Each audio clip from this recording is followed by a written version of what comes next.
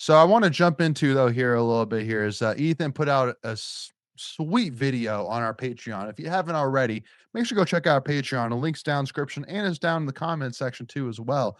Go check out our Patreon. Only $5 a month. You get access to 3 members only videos per week, plus also to access to our members only rumor chat too as well. So basically, about 12 videos a month plus our members only rumor chat for only $5 a month. It's an amazing deal, a ton of value there, and you get specific access to this video specifically. And so we won't necessarily break down all the details here, Ethan. We won't ask you to redo the whole video right here on the live show here today. But the video was specifically talking about your educated guess on who the top 10 highest paid NC State players will be going into this upcoming season here. So football, basketball, maybe even some cross country. Who knows? Here. I did consider some other players.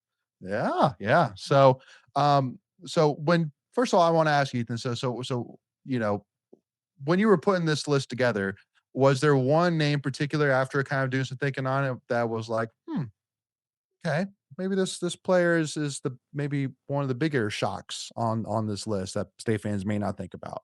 Because shocker here, CJ Bailey and Paul McNeil are on this list somewhere. Ooh, whoa, clickbait there. Yeah, those were pretty easy, right? Biggest surprise. I think I would go. I don't know. Do you guys have a surprise that Greg, was did on you have there? one? No. I don't know. Like I follow it pretty closely and I don't know. I don't know. No, I'm good. I'm good. Well, I mean, I for me, I would say Brian Nelson. Brian Nelson wasn't a name I was expecting to be on this list. Not He was a necessarily solid like player though. I mean, what, yeah, no, solid player, but just like, if I were to put this list together, it would be one He wouldn't that have been somebody would on have your to remind list. me. Brian Nelson should be on this. Like, Yeah. oh yeah, Well, yeah, I Brian Nelson I yeah. should did be have on to the pull list. I the mean, he's not roster a up just to household. make sure I Yeah. didn't forget anybody. Yeah, he's not a Mhm. household Uh, name, but he should No. be in yeah, the state family, in the state right. fan family, if you will. I think the biggest surprise for me would be Teague Anderson. I I I I had him pretty high up on the list, to be honest. But I think when you look at positional value of what tackles are Yeah. going for, like, he's not as big of a name as a Duke Scott or a Keenan Jackson or even some of the defensive guys that they landed, King Mack, But he Popo protects the Aguirre. quarterback. That's the He thing. protects the quarterback. Yeah, and, He protects that um, investment. yeah, and I think, keeping him out of the portal, he had a good year for you, last year. I don't think he came cheap. Like, I don't know, like, if you were to talk, like, biggest names or most commonly known names on the football team, it's apparently this is a discussion we have to have because there's so much turnover now. Like, Yeah. I don't think he would be in the top 5. Obviously, you'd have CJ Bailey, then, But see, like, I Duke disagree though. Scott, Keenan Jackson. Like, to me, Spike Souls is a bigger name. Yeah, but it's about like it's a couple things, right? It's position of value. It's Yeah. it's what can you get to replace him? Um y- it again, if you follow it, it it makes sense. But again, to your point, people that I wouldn't even say casual fans, but fans as a whole normally can't name the starting offensive lineman, right? Mhm. True. Yeah, true. Yeah. And Mhm. and so with that based off of that, then yeah, it probably would come as a surprise to folks. But again, if you're in the weeds and you know up on Twitter, IPS, Pack Power, whatever, if you're in those chat forums and it's not uncommon to be like, yeah, that makes sense. Mhm. Yeah. Well, because here's my thing too as well, because like I kind of think of like looking at your list, Ethan, I kind of look at it as it reminded me of about I think it was like 8 to 10 years ago, something like that. It was a while ago. But when Shannon Sharp and oh, what's his name? The annoying the Stephen A. Smith, Skip Bayless, when those two together, and ESPN came out with this list of like the top 100 players, and it had like Aaron Donald and JJ Watt as number 1, number 2, and Skip Bayless was saying, "Well, that's crazy. Like the quarterback is by far the most important player on the field. How is the top 30 not just all quarterbacks?" And like Shannon Sharp was saying what we all were saying, which was, Non-ball knower. well, yeah, no, like no, this list is basically saying like Aaron Donald and JJ Watt are just that much better than every other defensive end, defensive tackle that you can get, that they're just that much more valuable because of how much of a position advantage you would get getting those two guys. And I don't know, like, do you feel like, Ethan, that that kind of metaphor about, the value, do you think that that kind of ties into it all about a list at all of kind of like, when you're putting this list together about, who the most valuable players probably are? Wait, are you saying valuable as in dollar wise, right? Not as in importance Correct. to the team. Yeah, yeah, yeah, in terms of, like, dollars, because like, looking at this list, like, there's some guys on this top 10 list that are making, 2, 3, 4, 5, even maybe million. I don't know necessarily how high it's going for these top Hopefully names not up 4 or here. 5.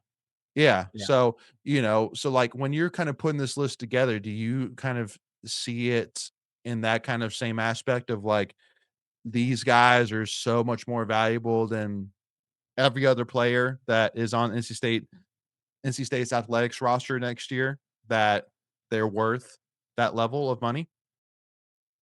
Yeah, I mean, to me, that's the way you have to build rosters, making sure you're valuing certain positions more.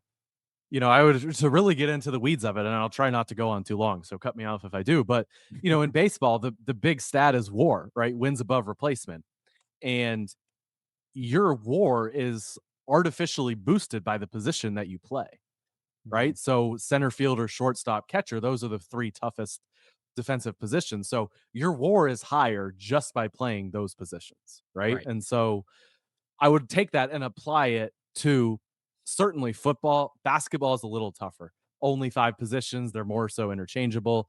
I think that's harder to do, but to me, that's why Kyle Evans was so high on the list, was because of how tough it is to land centers.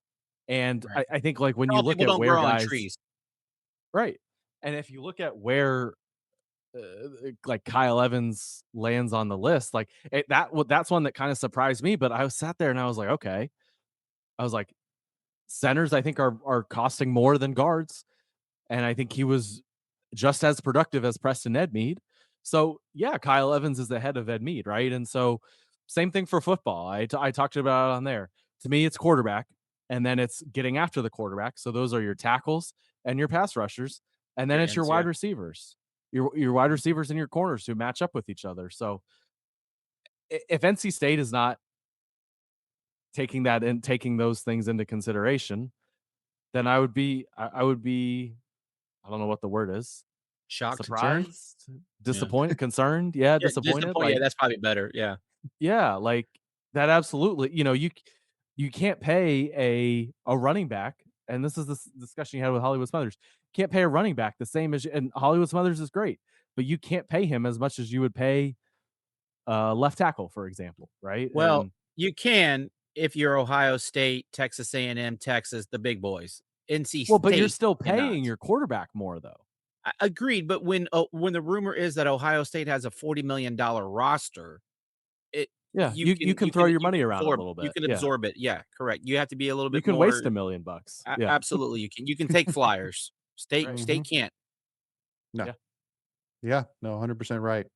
Yeah, Wolfpack Nation. So, Ethan, is there any other kind of big points at all from your list that you want to throw out here? Just to kind of Um, tease a little bit no, more here. it was fun. It was fun. I enjoyed doing it.